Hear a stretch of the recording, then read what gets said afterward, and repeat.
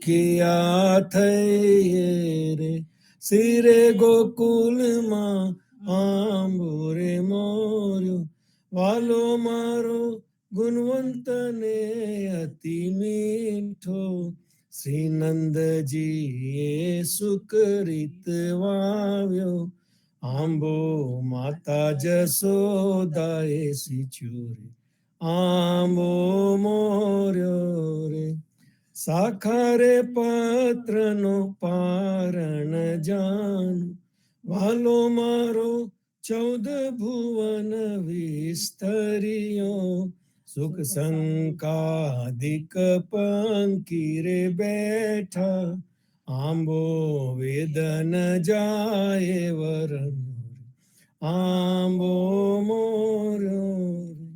આરે ભૂતલમાં અમીરસ ભરવા, વાલો મારો બ્રહ્માએ જાચીને તેડ્યો, નચયાચા સ્વામી સુફલ ફર્યો, આંબો બ્રિજ વિનેતાએ વેડ્યો રે, આંબો મોર્યો રે. સખી તોલે તોરણ બંધાવો રે, અલબેલો આવે, હું તો મોતીડે ચોક પુરાવું રે, મોહન મારે મન ભાવે, સહ્યર સમાની મળી રે માનુની, આજ મારે મંગલ ગાવાને આવો, થાલ ભરું રે છગ મોતીડે, મારા વાલાને વધાવું રે, અલબેલો આવે.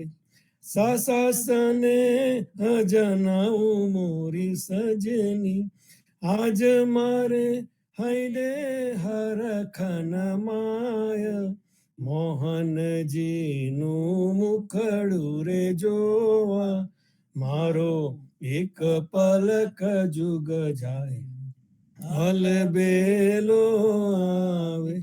આજ અંગે ઉલટ ગનેરો મારી સજની, આરે હું તો નેહ ભરીને નાચું, નચયાચા સ્વામી મંદિર પધાર્યા, એ સપનું કે સાચું રે, અલબેલો આવે.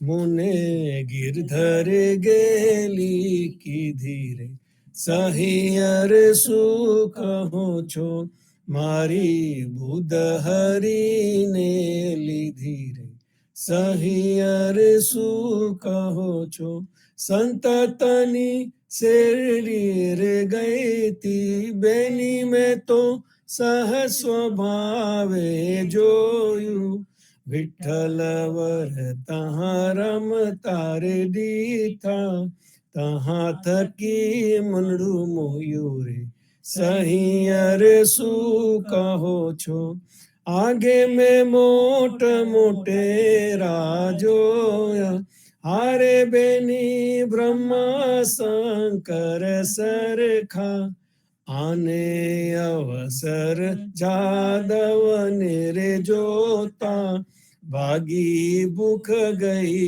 તરસારે, સહિયર શું કહો છો, સર્વ મળીને વૈકુંઠ વખાને, હારે જેને ધામ મુગટનું દીઠું, હંસીવટ વૃંદાવન જોતા, મુને અવરન લાગે મીઠું રે, સહિયર શું કહો છો, પરબ્રહ્મ પરમ ધામનો રે સ્વામી, હારે એનું નિર્ગુણ નામ દ્રદ ગહીએ, કહે નાનો એ તો ત્રિભુવન તારણ, સુમરતા કેમ રહીએ રે, સહિયર શું કહો.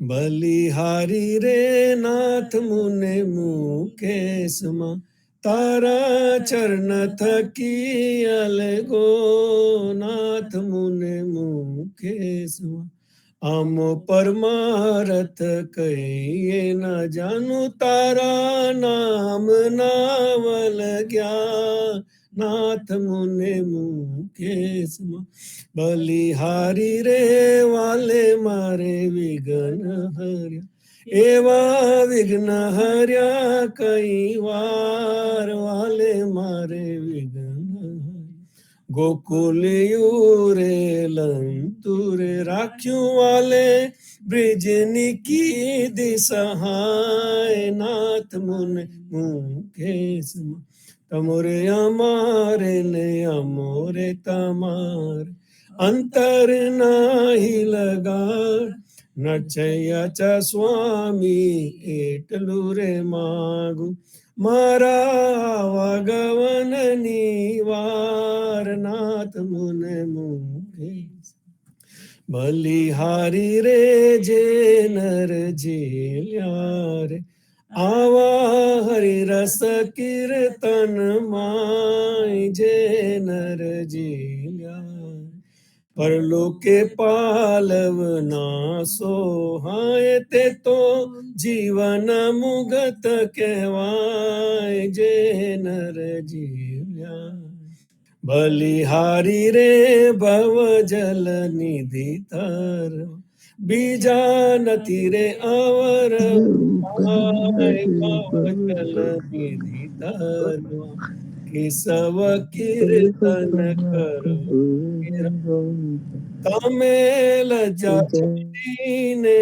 ગાઓ જે નર જીવ્યા રે બલિહારી રે આ દેહી થીર નહીં તેને પડતા ન લાગે વારા દેહી થીર નહીં બને નરસૈયો સંતો રે આવા ગોવિંદ ગુણ ભંડાર જે નર જીવ્યા બલિહારી રે અલબેલો આ સખી તોરણ બંધાવો રે બાર અલબેલો આ ચૌવા ચંદન ઉગટ કરાવ પધરાઓ મોરા અલબેલો આવે બલિહારી રે સ્નેહ સબલો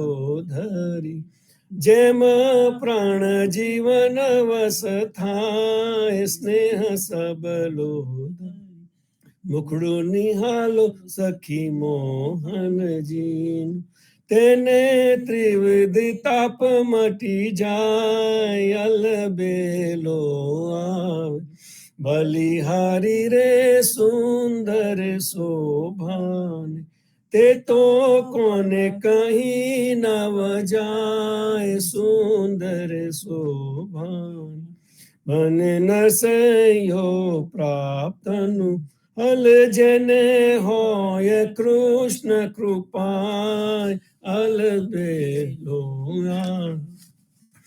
આંખલડીનો ચારો રે આંખલડીનો ચારો શામલિયોજી કરી ગયો રે હવે કેમ જીવું રે મોરી માં મોર પીછ મુગટ રે મોર પીછ મુગટ છે સોહામનો રે કુંડલ મીનાકાર સોહાય આજને હું ઊભી રે આજને હું ઊભી રે આંગણીએ આપને રે આની વાટે જો તારે હું તાકા મીઠો ને મેવાલો રે મીઠો ને મેલાવો રે અમને તહા હવો રે વાલે મારે કરી રે નયનાની સાન વેન વાહીને રે વન માતેડિયા રે હાજી અમે મૂક્યા રે ઘર ના કામ વાલો મારો રમે રે વાલો મારો રમે આંખ મીચામની રે હરી હવે હવારે અંતર હું એને સાહેલી રે, હું એને સાહેલી રે, જોવાની સર્યા રે, જોયા જોયા વૃંદાવન મોજા. નરસૈયાનો સ્વામી રે, નરસૈયાનો સ્વામી રે, ભાઈ મને તહાં મળ્યો રે, ધન આહિરદાનો અવતાર.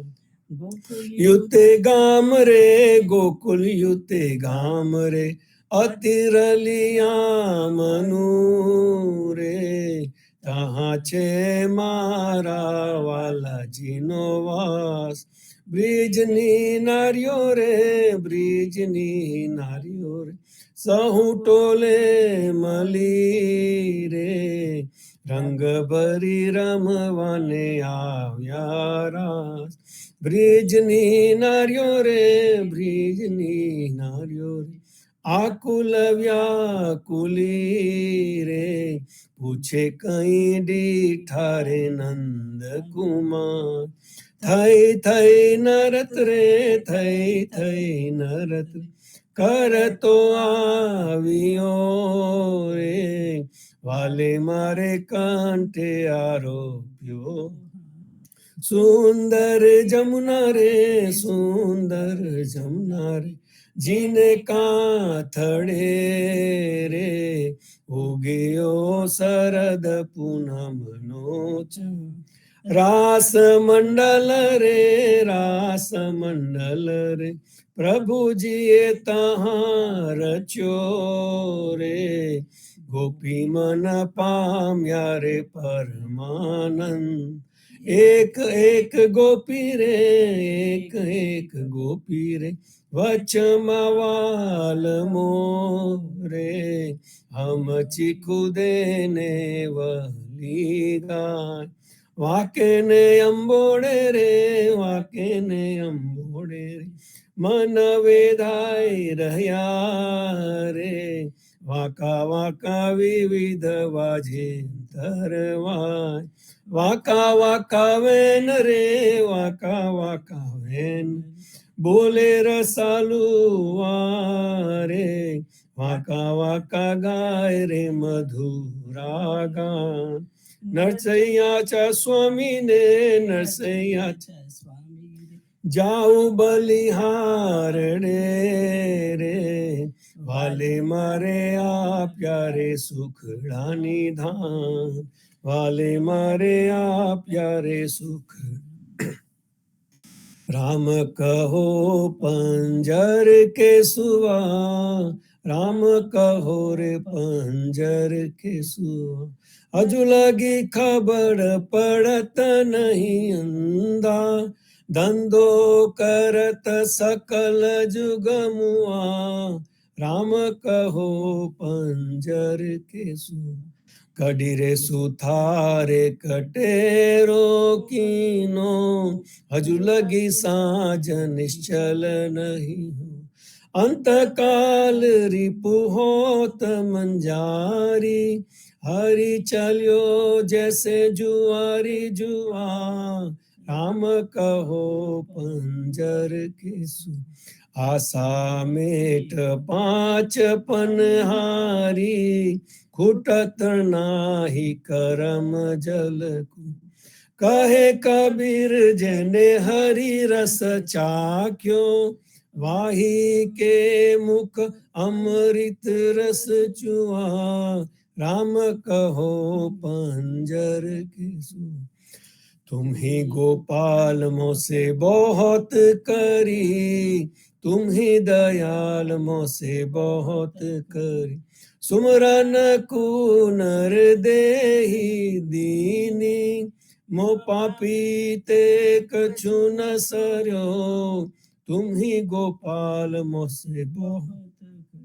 गर्भवास यति त्रास उदे मुख, तहान मोरी सुध बिसरी, जठराय अग्नि में राखी लीनो, कंचन सी मोहि देहि करी, तुम ही गोपाल मोसे बहुत करी।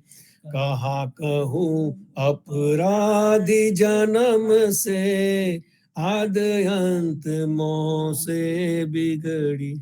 तुलसी पतित नाथ तमो पावन, बाने की अब लाज पड़ी।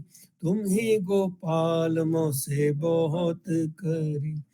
राम नाम मोसे क्यों बिसरे, राम नाम मोसे क्यों बिसरे। जल सुतता सुतता वाहन बख्श, ता जननी को बिरडत रे। राम नाम मोसे क्यों बिसरे। जो पेवन ही होत शीतलता, रवि शशि पश्चिम उदित कर।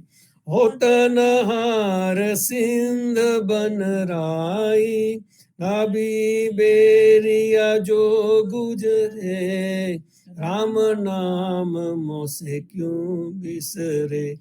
जरा मरन जाके सिर ऊपर, सोही मूर्ख कित करव।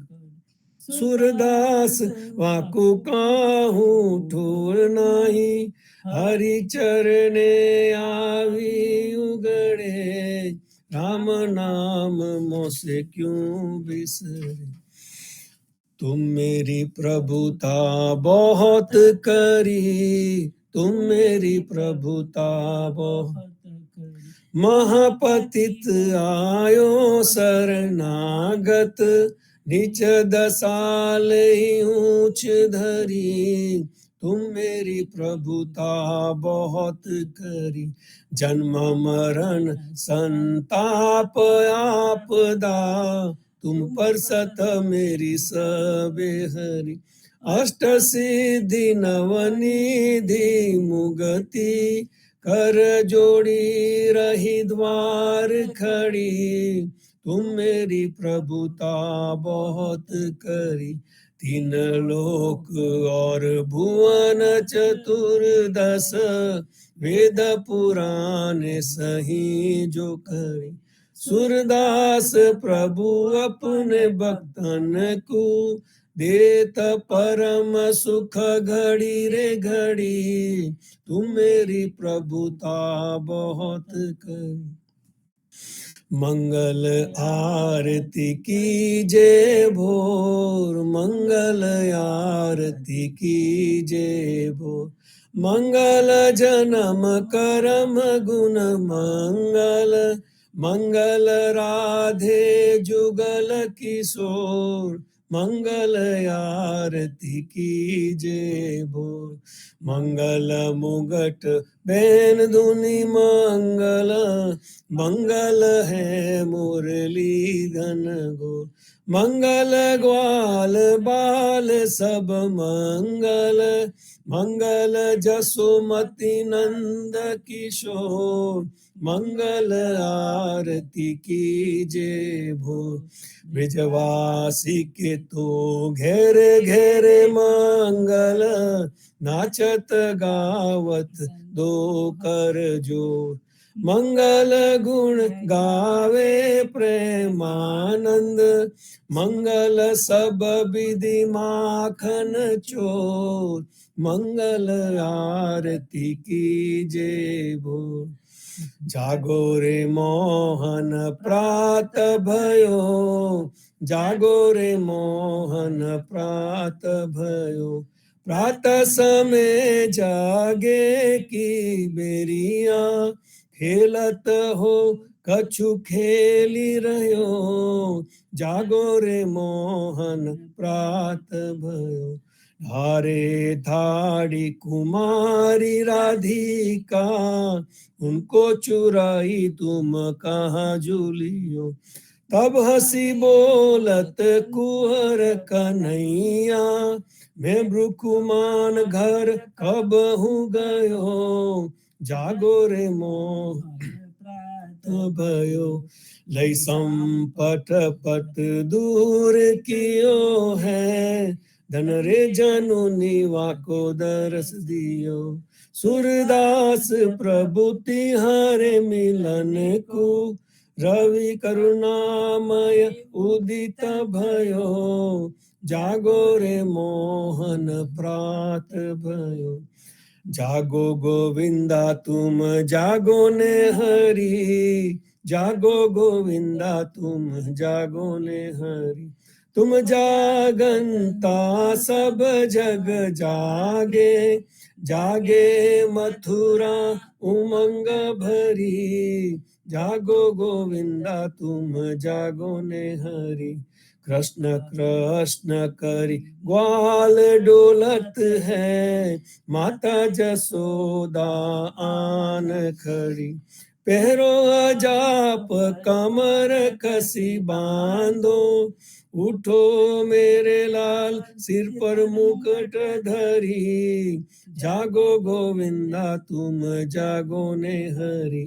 सिर पर बेरी तो कंस बसत है, दोनों नयन अत निंद्रा भरी। सूरदास प्रभु तिहारे मिलन को, मोहन मुरली अधर धरी। जागो गोविंदा तुम जागो ने हरि। मैं जोगी जस गाया बाला, मैं आनंद जस गाया रे। अलख अलख करता योगी ब्रिज मंडल में आया रे। भिक्षा लेकर आई नंद रानी, शंकर शीस डोलाया रे। नगन देख कर गए मंदिर में, लेकर अम्बर ओढ़ाया रे। क्या करूं मैया तेरा पाठ पीताम्बर, क्या करूं कंचन माला रे। मुख दिखलाओ तेरा बालक जी का, गुरु जी मोहि बताया रे। दो कर जोड़ी कहे नंद रानी, सुन हो शंकर राया रे। बालक नहीं दिखलाऊं दिगंबर, बालक जात डराया रे। जाकी दृष्टि सकल घट व्यापी, सो क्यों जाय डराया रे। मेरा स्वामी अंतर्यामी, तुम कित भुवन छुपाया रे। बाल कृष्ण ले आई नंद रानी, शंकर शीस नमाया रे। चरण धोई चरणामृत लीना, सिंगी नाद बजाया रे। सुफल फलो मैया बालक तेरा, देखी शंकर सुख पाया रे। धन्य जसोदा धन्य नंद जी, कहे त कबीर पद पाया रे। मैं जोगी जस गाया भाला, मैं आनंद जस गाया रे। प्रात समय रघुवीर जगावे, कौसल्या महतारी। उठो लाल जी भोर भयो है, सुर नर मुनि हितकारी। ब्रह्मादिक इंद्रादिक देवता, संकादिक मुनि चारी।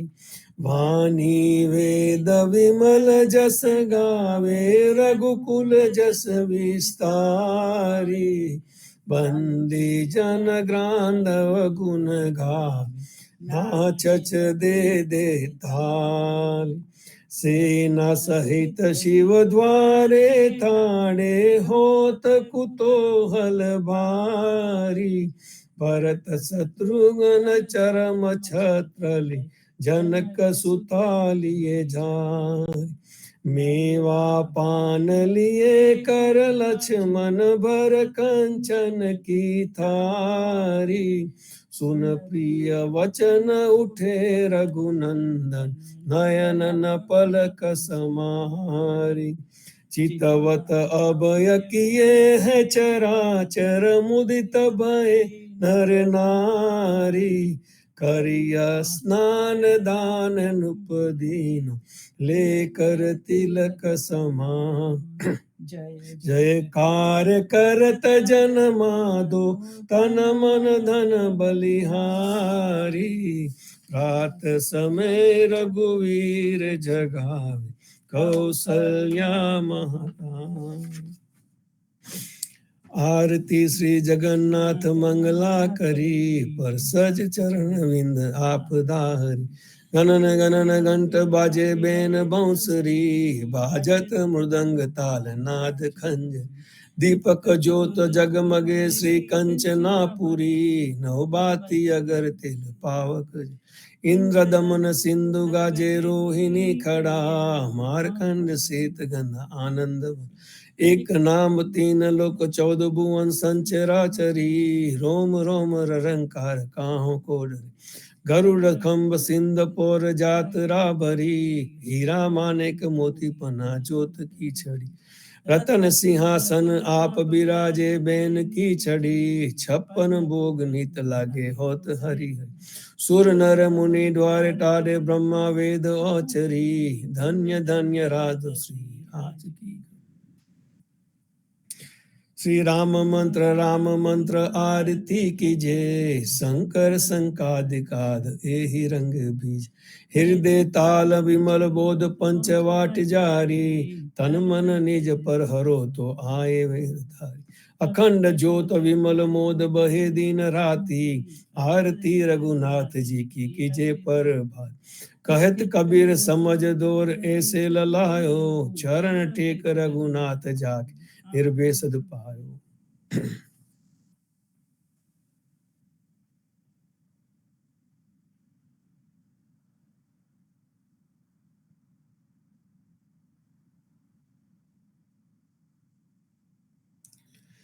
राम कृष्ण जी कहता उठो रे प्राणी। कृष्ण जी ना नाम विना मिठ्या रे वाणी। प्रभाते उठीने लीजे कृष्ण जी नु नाम। कृष्ण जी ये वास्युरुडु गोकुलियो गाम। कृष्ण जी माता रे हमारे कृष्ण जी ताय। सगाने सहोदर मारे कृष्ण जी ब्रात। कृष्ण जी ए मामो मार्यो मासी संहारी। પોતાના જાનીને હરિએ મુક્તિ આપી। કૃષ્ણજીએ અજામિલ તાર્યો મહાહુ તો પાપી। એક કોલીએ કૌસ્તુક કીધું તેને અચલ પદવી આપી। કૃષ્ણજીએ ગુણકા તારી અહલ્યા ઉદ્ધારી। કૃષ્ણજી ના નામ ઉપર જાઉં બલિહારી। દાસલડા બને રે હરિની ભગતિ જાની। મહેતા નરસૈયાના સ્વામીની બોલ અમૃત વાણી। જીવનજી મહારાજ માગો શરણું તમારું। શરણું તમારું રામ શરણું તમારું। જીવનજી મહારાજ માગો શરણું તમારું। કૃષ્ણદાસને ભક્તિ આપી સર્વ ભક્તોની કષ્ટી કાપી। ગુજા ગુજાનો ઉદ્ધાર કીધો કેશવદાસને શરણે લીધો। ગુરુ સંગાતે યાત્રા વીસ મારવાડને ઉગાડ્યો। કૃષ્ણ કેશવને નિમિત્ત કરીને કાઢો સૂરજ તાર્યો। પદ્મનાભ જ્ઞાનીજી દાદા સુખદેવજી ગોપાલ। જીવન જીએ કૃપા કરીને ઉગાડ્યા સહુબાળ. રામ કબીરની દર નૌકામાં જીવનજી બેસાડે, કૃપા કરીને કબીર કૃપાનું ભવસાગર ઉતારે. જીવનજીના બાલ ગોપાલો રામ કબીર ઉચ્ચારો, ભવસાગરથી તરવાનો શૂન્ય છે બહુગાન. અનન્ય ભક્તિ નામ નિષ્ઠાન સત્સંગત ને ધારો, અવિશ્વાસ ને દૂષિત બોધ સલીલ સંગ ને ટાળો.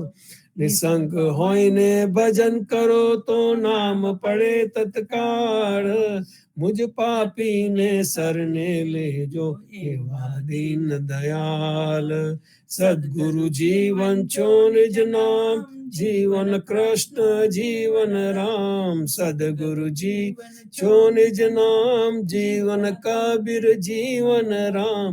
હર મા બાપ પર કૃપા કરીને કાનમ પાલ ઉગાડ્યા. જીવનજી મહારાજ માગુ શરણું તમારું, શરણું તમારું રામ શરણું તમારું. જીવનજી મહારાજ માગુ શરણું તમારું. સર્વે સંતો ભક્તોને પ્રભાતના રામ કબીર.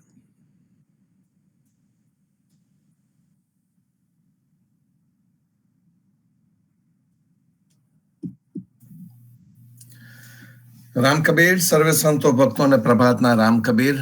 ભારતમાં સંધ્યાના રામ કબીર, સ્વામી પરિવારને રામ કબીર, જીવનજી મહારાજની ગાદીને, તેમના ક્રાંતિકારી વિચારોને સાદર સપ્રેમ રામ કબીર. સંતો, આપણી જે સંત પરંપરા ચાલે છે એ સંત પરંપરાનો આપણે એક અવિભાજ્ય અંગ છે. ઘણી બધી વસ્તુઓ જગતમાં થયા કરે છે, વાતો પણ આવ્યા કરે છે. જીવનજી મહારાજે આપેલી આપણી જે ઉદાભક્ત પરંપરા છે, એ ઉદાભક્ત પરંપરાને સાચી રીતે સમજીને આપણા જીવનમાં લાવવા માટેનો આપણો એક નમ્ર પ્રયાસ. એટલે જીવનજી મહારાજે આપેલો આપણો આ ચોથો પદાર્થ, ઉચ્ચતમ પદાર્થ સંત સંગત આપણે કરતા હોઈએ છીએ. સંત સંગતનો હેતુ આપણને સર્વેને ખબર છે કે સંત સંગતનો જે હેતુ છે એ એક વિચારના સંતો એક સાથે મળીને પોતાના વિચારોને વધારે ને વધારે દ્રઢીભૂત કરતા જાય અને જીવનમાં રોજે રોજ કંઈક ને કંઈક પ્રકારે આપણે ઉચ્ચતા તરફ આપણું પ્રયાણ કરતા રહીએ, એ જ છે. આપણે અત્યારે મહારાજના કીર્તન પૃથ્વી દોડ નું વાંચન પૂરું કર્યું અને વડુ દોડ ના વાંચનમાં છે.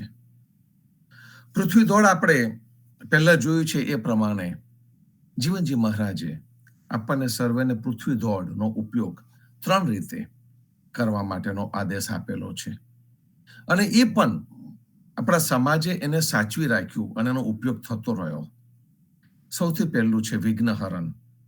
એ વિઘ્નહરણને આપણે નિષધામ જવાના પ્રસંગ ઉપર ગાતા હોઈએ છીએ અને જે જનાર આત્મા છે એને પણ વિઘ્ન ન નડે અને આપણે પણ અહીંયા જે પણ કાર્ય કરતા હોઈએ નિષધામ જવાના પ્રસંગ વખતે એમાં પણ વિઘ્ન ન નડે એવો એક સુંદર ભાવ છે અને વિઘ્નહરણનો કીર્તન આપણે એની સાથે જોડી દેવામાં આવ્યું, નિષધામના પ્રસંગની સાથે જોડી દેવામાં આવ્યું.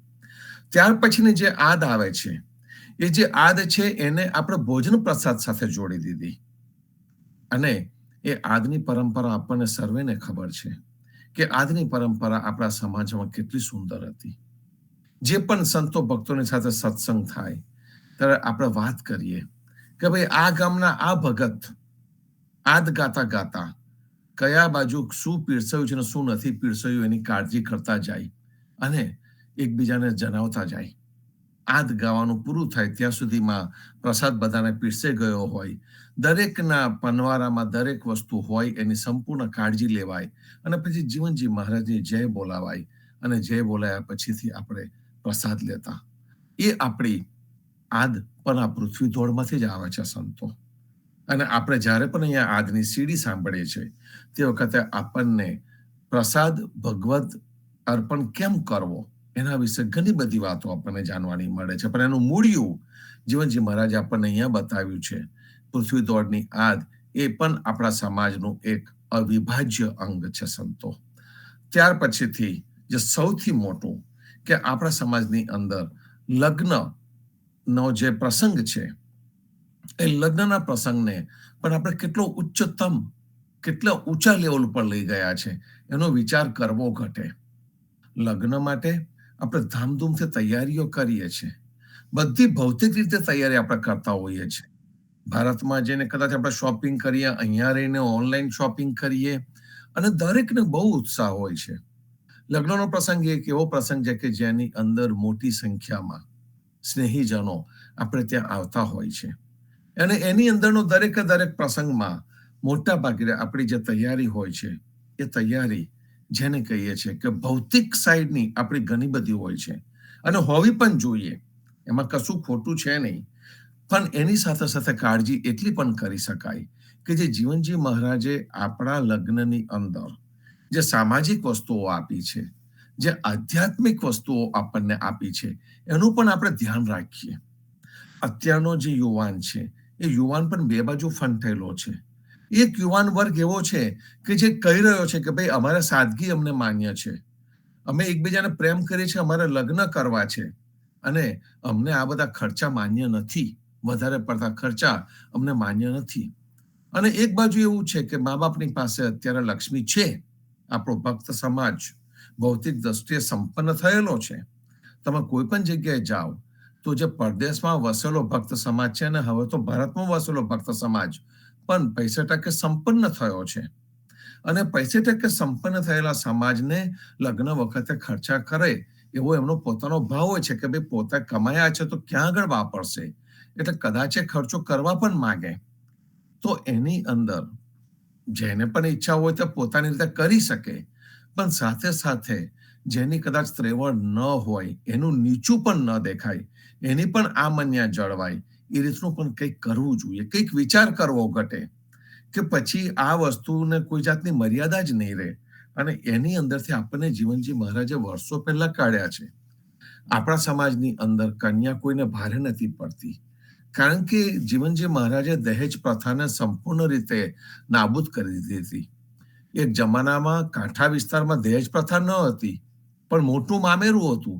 એ મામેરાનો પણ વિરોધ કરવામાં આવ્યો અને ધીમે ધીમે કરતું એ પણ જવાનું શરૂ થયું. તો જે વસ્તુઓ સમાજની અંદર અયોગ્ય હતી તે વસ્તુઓને સમાજે જાગ્રત રહીને ધીમે ધીમે કરતા કાઢી. જીવનજી મહારાજે તો આપણને સુંદર રીતે બધી જ રીતનો કર્મકાંડ કાઢીને આપણને આપી દીધો. લગ્નને એમને બે પ્રસંગ તરીકે બતાવ્યો આપણને. એક સામાજિક પ્રસંગ, કારણ કે સમાજ ભેગો થાય, બંને બાજુના કુટુંબીજનો ભેગા થાય, અને બીજો એને આધ્યાત્મિક પ્રસંગ પણ કર્યો. આપણી અંદર કોઈ પણ પ્રકારની વૈદિક પદ્ધતિના લગ્ન નથી, કર્મકાંડ રૂપી લગ્ન આપણી અંદર નથી, અગ્નિની સાક્ષીના પણ લગ્ન આપણી અંદર નથી. અને એના કારણો છે, એ કારણો વિચારવાના રહ્યા, એ સમજવાના રહ્યા. એ જો સમજણ આવે ત્યાર પછીથી આપણે આપણું જે લગ્ન, જેને આપણે સાદું લગ્ન કહીએ છીએ, કારણ કે આપણું જે લગ્ન છે એ ગુજરાતી ભાષામાં છે. નંબર 1, એક પણ સંસ્કૃત શબ્દ એની અંદર આવતો નથી. બીજું કે એના જે શબ્દો છે આપણને દરેકને સમજાય એવા છે.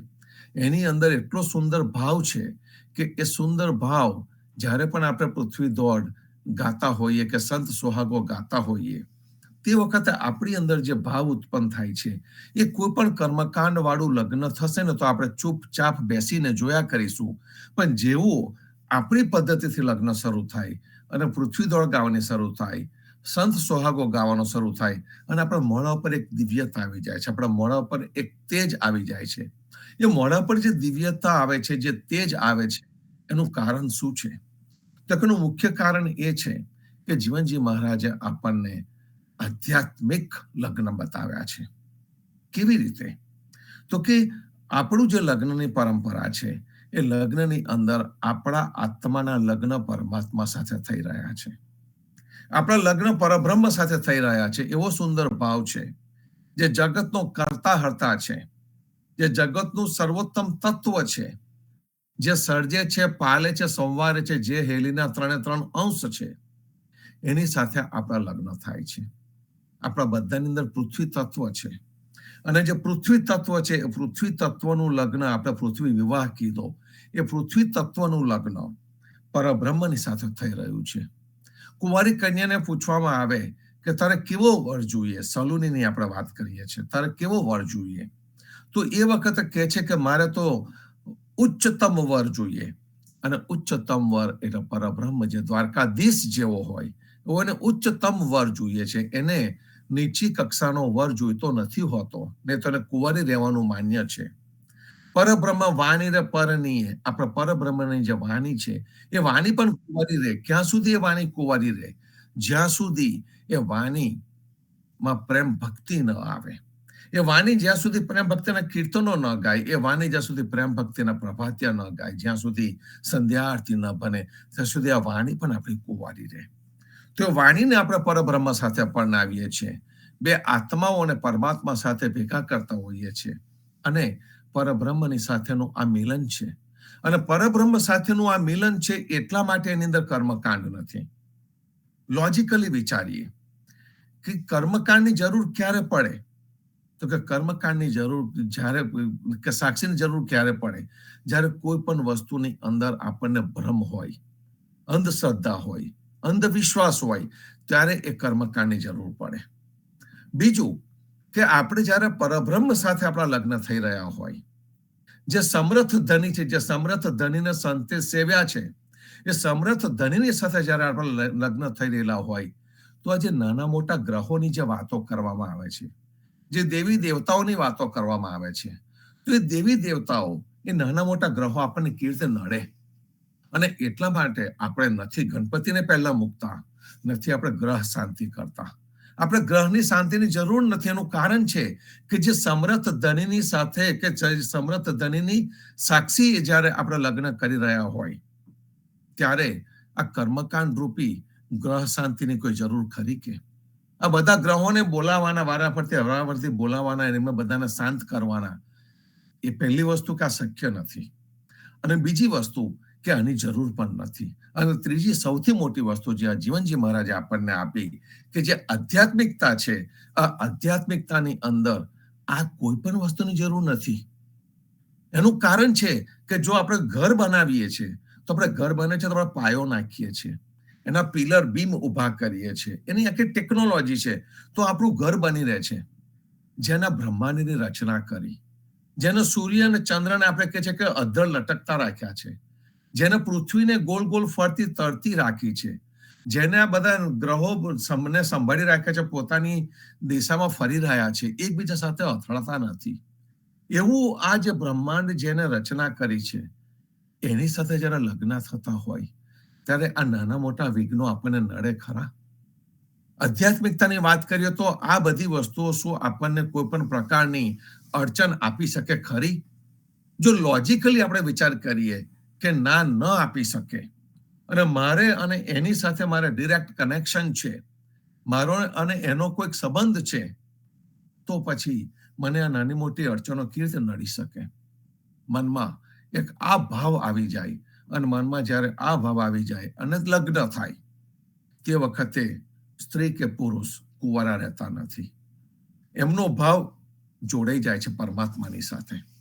અને આ વસ્તુની સમજણ આપણે ઉદા ભક્તોએ આપણા યંગસ્ટર્સને આપવાની 100% જરૂર છે.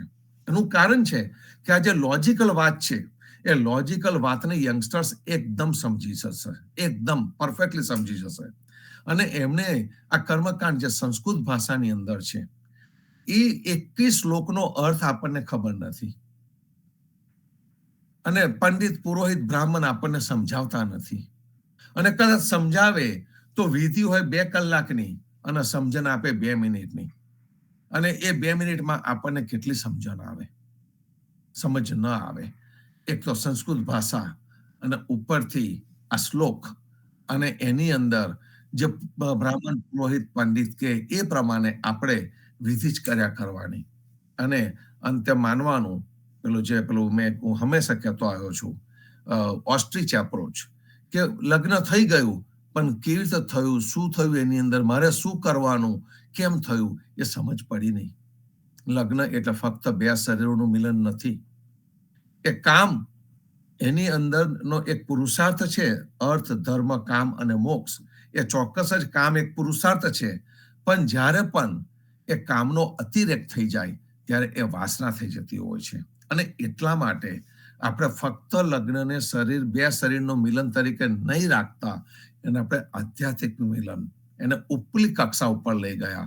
અને એ ઉપલી કક્ષા પર લઈ ગયા છે એની સમજણ આપવાની જવાબદારી આપણા સર્વેની છે. જે પણ આપણા કુટુંબમાં લગ્ન થઈ રહ્યું હોય તે વખતે આપણે 2 મિનિટનો સમય કાઢીએ અને આ 2 યુવાનો હોય એમને સાથે મળીએ, એમને વાત કરીએ કે ચોક્કસ જ આ મહેંદી લગાવી, લગ્ન વિધિ કરવી, જે આનંદ પ્રમોદ કરવો છે એ પણ કરવો, પણ સાથે સાથે જે આધ્યાત્મિકતા લગ્નની અંદર આપણા ઉદા ભક્તોની જે પરંપરા છે એમાં આપી છે એ સમજવી રહી. કબીરની પરંપરાની અંદર કબીરે એ બ્રાહ્મણનો પુરોહિતોનો વિરોધ કરેલો છે. એ વિરોધ બ્રાહ્મણ પુરોહિતનો મનુષ્ય તરીકેનો નથી, પણ એ જે કર્મકાંડ અને જે કૃત્રિમતા લઈ આવ્યા છે પ્રસંગોની અંદર, એનો વિરોધ છે. અને એ જ કબીરે મોલ્લા અને મૌલવીઓનો પણ વિરોધ કરેલો છે. તો શું થાય? આપણી લગ્નની પરંપરાની અંદર આપણે આ વૈદિક પરંપરાને માનતા ન હોય તો કંઈક તો જોઈએ. અને એ કંઈક જોઈએ એટલે આપણે પ્રેમ ભક્તિને અંદર લઈ આવ્યા.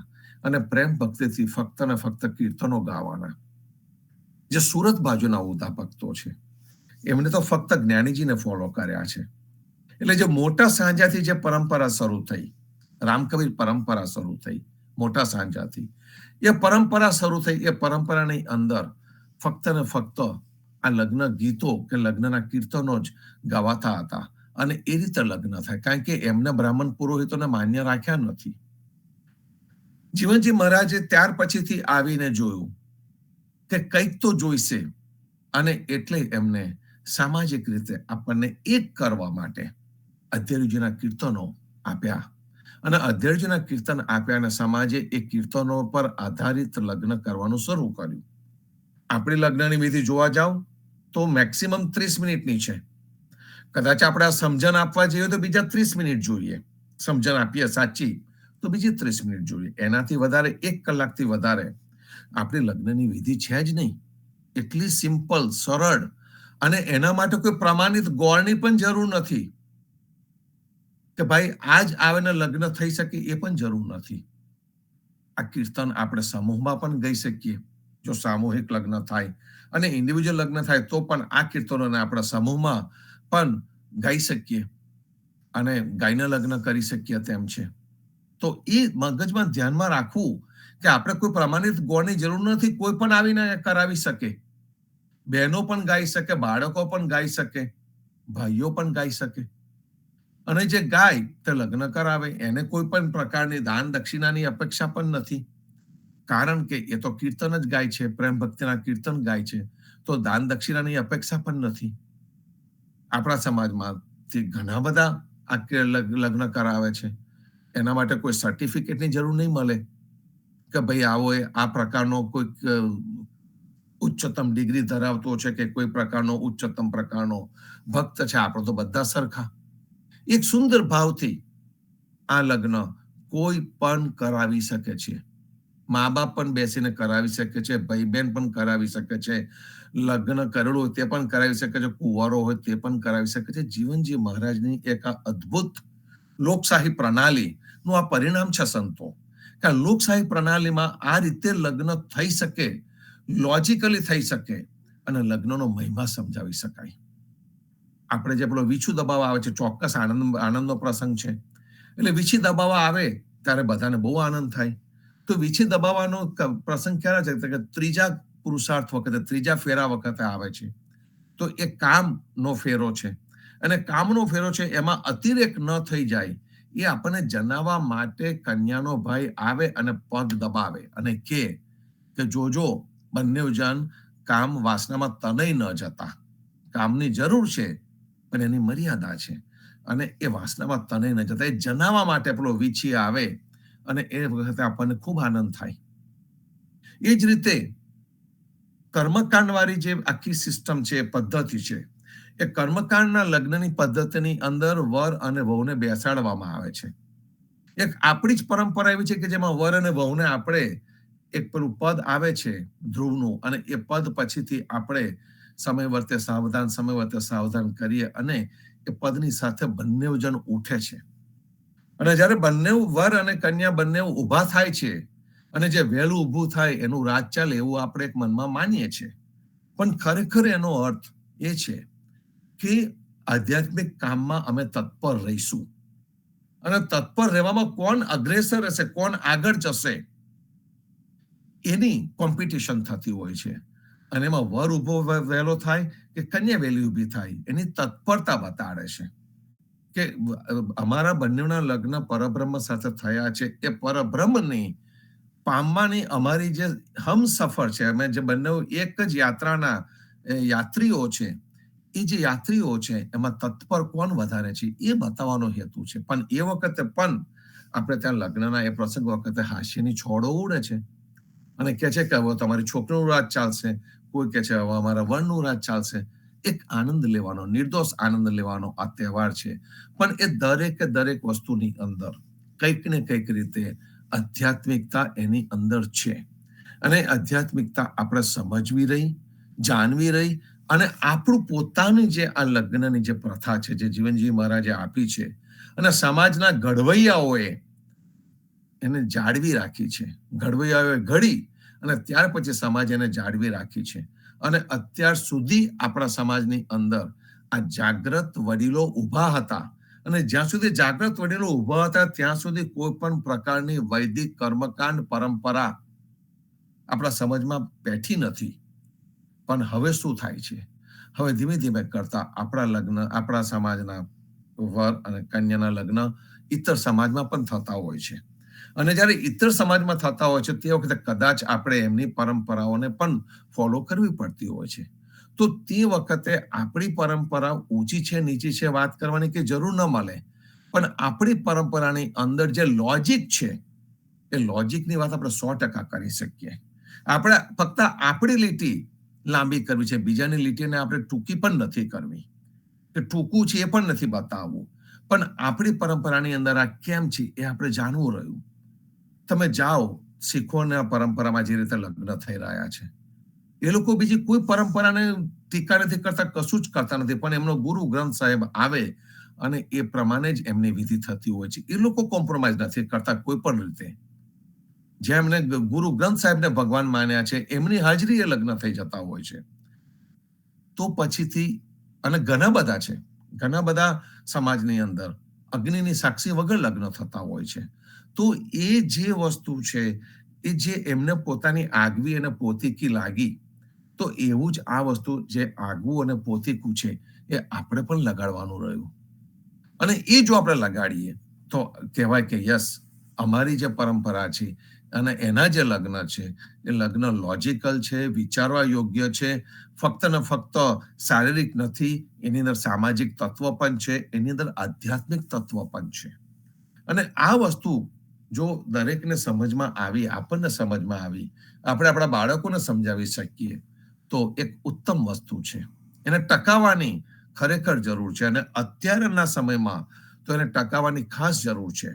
કારણ કે જો આપણે કેરી હવે થયા આ કોઈ પણ વસ્તુથી અને ભૂલથી કર્મકાંડમાં પેસી ગયા, તે ઘડીએ જે વસ્તુ આપણા પૂર્વજોએ કરી હતી, જે વસ્તુ આપણા પૂર્વજોના ભૂતકાળમાં હતી, તમે એમાં નારાયણદાસ ખત્રીને પણ લઈ લો, હરિદાસ નેડીલાને પણ લઈ લો, ગોપાલદાસને પણ લઈ લો, આપણા પૂર્વજોમાં જે હતા એ બધા આવા, ગોવિંદદાસ છે, આ બધા આવા સમાજમાંથી જ આવતા હતા, આવા કર્મકાંડી સમાજમાંથી જ આવતા હતા. અને ફરીથી પાછા આપણે કાં તો જાણીને કાં તો અજાણ બનીને ફરીથી પાછા એ જ દિશામાં જો જઈ રહ્યા હોય તો આપણું ઉદિતપણું ક્યાં આગળ કહેવાય? આપણું ઉદિતપણું ક્યાં આગળ ટક્યું? આપણે ઉદિત થવા માંગીએ છીએ. રોજે રોજ આપણે જુદા થવું છે, રોજે રોજ આપણે ઉન્નતિ કરવી છે, અને એને બદલે આપણે જ્યાંથી આવ્યા હતા ત્યાં જો પાછા જવું હોય તો ચક્કર મારીને, તો તો પછીથી આપણે આજે ઉદા ધર્મની ઉદા પરંપરાની અંદર આપણો જે જન્મ થયો, ઉદા પરંપરા જેને આપણે અત્યારે સમજવાનો સંપૂર્ણ પ્રયત્ન કરી રહ્યા છે, એ પરંપરા ને ટકાવી તો પડશે. અને એને ટકાવવાનો જવાબદારી કોની? ફક્ત સ્વામી પરિવારની નહીં, ફક્ત સમાજના મોભીઓની નહીં, સમાજના દરેકે દરેકની, અંતિમ મનુષ્ય સુધીની આ જવાબદારી છે. અને બાળકો છે એ જે ન સમજી શકે, એટલીસ્ટ આપણે એમની સાથે સંવાદ કરીએ. આપણે એમની પર ફોર્સ નથી કરતા કે તમારે કયા પ્રકારનું લગ્ન કરવું છે, પણ એમની સાથે સંવાદ કરીએ, એમને આપણે સમજ આપીએ, અને ઉપદેશ નહીં, ફક્ત સમજ આપીએ કે આ રીતની આપણી આ પરંપરા છે, અને આ પરંપરાનો આપણે વિચાર કરવો ઘટે. સંવાદ કરો એમની સાથે, અને છતાં પણ એ સમજીને કે ના મારે આ પ્રકારે કરવું છે, તો કઈ વાંધો નહીં, agree with them and go with them, it's okay. પણ આપણે આપણી પોતાની ફરજ ન ચૂકીએ સંતો, અને એ વસ્તુ ખાસ ધ્યાનમાં રાખવાની છે. પૃથ્વી દોડના અંત વખતે આપણને પરબ્રહ્મનું સાચું સ્વરૂપ, એની પણ ઓળખ અધ્યરુજી મહારાજે કરાવી છે. અને છેક છેલ્લે આ પૃથ્વી દોડ કેવી રીતે રચના થઈ એ આપણને કહેવામાં આવ્યું છે. એની અંદર કહે છે કે આ પૃથ્વી દોડ એની પ્રેરણાથી થયેલી છે. એટલે કે જે પરબ્રહ્મ છે એ પરબ્રહ્મે પ્રેરણા આપી. પદ્મનાભ સ્વરૂપે આવ્યા એ પરબ્રહ્મ, અને પદ્મનાભ સ્વરૂપે આવીને અધ્યરુજીને પ્રેરણા આપી, અને એ પ્રેરણા આપી એનાથી આ પૃથ્વી દોડ લખવામાં આવી છે. દોડ એટલે ભગવાનના ગુણગાન. અને એની જે પહેલી પૃથ્વી દોડ, સૌથી મોટી દોડ, એ જ્યારે લખી તે વખતે અધ્યરુજી પણ બોલી ઉઠ્યા છે કે જે ગાશે રે, જે સાંભળશે, એ જે છે એ પરબ્રહ્મનું પદ પણ પામી શકશે. અને જે પરબ્રહ્મનું પદ છે એને ખૂબ સુંદર રીતે અધ્યરુજી મહારાજે આપણને જણાવ્યું છે. નિરંજન પદ છે. એ નિરંજન પદ છે એ સોહામનું છે, એ સુંદર છે, એ રળિયામનું છે. અને નિરંજન પદ કેવું છે? કે નિરંજન પદ એવું છે કે જે સ્વયં પ્રકાશ છે. જ્યાં સૂરજ તાજનો પ્રકાશ નથી પહોંચી શકતો, જ્યાં અગ્નિનો પ્રકાશ નથી પહોંચી શકતો, સર્વત્ર પ્રકાશ જ પ્રકાશ છે. એવી એક આ જગ્યા છે કે જ્યાં આગળ કામ ક્રોધને કોઈ સ્થાન નથી, જ્યાં આગળ દુઃખને કે સુખને કોઈ સ્થાન નથી. એક ઉત્તમ પ્રકારનું પરબ્રહ્મની આ જગ્યા છે. એવું સુંદર રીતે આપણને આ કીર્તનની અંદર જ્યારે એનો પૂર્ણાહુતિ થવામાં આવે છે તે વખતે આપણને કહે છે નિરંજન પદ તે પામ્યું. કે જ્યારે લગ્ન કરે છે ત્યારે વર અને વહુ બંને નિરંજન પદને પામી શકતા હોય છે. નિરંજન પદ બાજુ જવાની એમની પ્રગતિ શરૂ થઈ જાય છે, અને આ જે ભુવન છે તે સર્વોત્તમ છે એવું કહે છે. નિરંજન પદ રડિયામનું એ પરબ્રહ્મનું સ્થાન, નિરંજન એ પરબ્રહ્મનું સ્થાન છે, અને રડિયામની જગ્યા છે, અને ત્યાં સદોદિત કેવલ તેજ છે, નિત્ય પ્રકાશ છે. એવી સુંદર આ જગ્યા છે. એ જગ્યા આપણને અધ્યરુજી બતાવી રહ્યા છે. તમે જુઓ કે અધ્યરુજીના કીર્તનોને ઇવન આપણે પરિચય મહોત્સવ વખતે પણ જોયું હતું કે અધ્યરુજીના કીર્તનને કેવી રીતે મિસઇન્ટરપ્રિટ કરવામાં આવે છે. એ જો આપણે વિચારીએ તો કે અધ્યરુજીના કીર્તનોની અંદર 10 અવતાર 10 અવતાર 10 અવતાર એમ કરીને આપણને બતાવવામાં આવે છે, પણ જ્યારે અધ્યરુજી આ નિરંજન પદની વાત કરતા હોય છે એની વાત કોઈ કરતું નથી હોતું. બસ ફક્ત ને ફક્ત અવતારવાદ લઈ આવે છે, અને અવતારવાદ લઈ આવીને પછી આપણને બ્રાહ્મણ અને પુરોહિતવાદ બાજુ તરફ એ લઈ જાય છે. જગદીશ મહારાજે આપણને ચેતવ્યા હતા કે આવા તત્વોથી તમે ચેતતા રહેજો. અને તત્વો હજુ પણ એ જ રટન, જૂનું રટન, કારણ કે વાર્તાઓ કહેવાની એકદમ સહેલી છે, મોટી મોટી ચમત્કારિક વાતો કરવાનું તો એકદમ સહેલું છે. અને એ જે કપોલ કલ્પિત વાર્તાઓ છે એ વાર્તાઓ અધ્યરુજીના કીર્તનમાં બધાને દેખાય છે, આવા તત્વોને દેખાય છે, પણ એની અંદર આ જે આધ્યાત્મિકતા જે ભરેલી છે, જ્યાં નિરંજન પદ તે પામ્યું, નિરંજન પદ રડિયામનું, નિરંજન પદ સોહામનું, અને એનો જે ગુઢાર્થ છે એ ગુઢાર્થ સમજવા માટે કોઈની પાસે સમય નથી, વિચાર કરવા માટે સમય નથી, સત્સંગ કરવા માટે સમય નથી, સંત સંગત કરવા માટે નથી, અને સંવાદ કરવાની વાત આવે તો એકદમ ટ્રેડિશનલ, જેને કહીએ કે કપોલ કલ્પિત વાતોનો સંવાદ કરવાનો આવે, એક સંતો કેવી રીતે ચાલે? તો આપણે આ પૃથ્વી દોડ ને આજે સમાપન કરીએ છીએ. પૃથ્વી દોડ આપણા જીવન સાથે બનેલી છે, ઉદા ભક્તો સાથે બનેલી છે. સાચા પરબ્રહ્મનો એની અંદર આપણને જાણકારી મળે છે. આપણું હૃદય દ્રવીભૂત થાય છે અને એની સાથે આપણે એક થવાનો પ્રયત્ન કરતા હોઈએ છીએ. જે અભેદની ભક્તિ છે એ આપણી અંદર રહે. એક સુંદર ભાવ છે સંતો. આ ભાવ સાથે આપણે પૃથ્વી દોડને વિરામ આપીશું અને વડુ દોડ ઓલરેડી વાંચન શરૂ થયું છે, તો આવતા વખતે વડુ દોડની વાતો કરીશું. ત્યાં સુધી સર્વ સંતો ભક્તોને પ્રભાતના રામ કબીર, ભારતમાં સંધ્યાના રામ કબીર, સ્વામી પરિવારના રામ કબીર, જીવનજી મહારાજની ગાદીને, તેમના ક્રાંતિકારી વિચારોને સાદર સપ્રેમ રામ કબીર.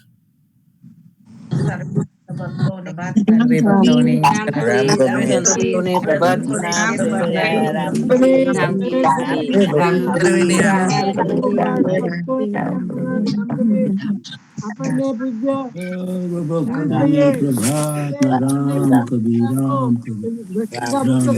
પરંપરા ને વિશે કયું લગ્ન પ્રસંગ બીજા પ્રસંગો બધા કયા એને બરાબર યાદ રાખીએ. આપણે આપણા સમાજમાં જયારે લગ્ન વિધિ થાય છે ત્યારે ભગવાનના ગુણાનુવાદ જાય ગઈએ છીએ, ભગવાનના કીર્તન બોલીએ છીએ. જયારે પહેલા આપણે માટે થતું હતું ત્યારે ભાગ્યે જ કોઈને છૂટો પ્રસંગ થતો હતો. હવે આજે અત્યારે આ બધું કર્મકાંડમાં બેસી ગયા છે, ત્યાંથી આપણે છૂટાછેડા કેટલી જગ્યાએ થઈ રહ્યા છે. હમણાં જ લગ્ન કરીને આવ્યા હોય ઇન્ડિયાથી અને અત્યારે છૂટો થઈ જાય છે. માટે આ પરંપરાને આપણે જાગૃત રહીને એને પાછી લાવી અને આપણે બાળકોને આપણે સમજાવીએ અને બાળકોને સમજાવીને આ પરંપરાની રીતે આપણે લગ્ન વિધિ કરીએ અને સરસ સુંદર ભક્તો ત્યારે આપણે બાળકો સુખી થાય એ આપણે આંતરિક ભાવનાથી શિક્ષા રાખીએ. સરે ભક્તોને રામ કરે. રામ કબીર રામ કબીર રામ કબીર રામ કબીર રામ કરે રામ કરે રામ કરે.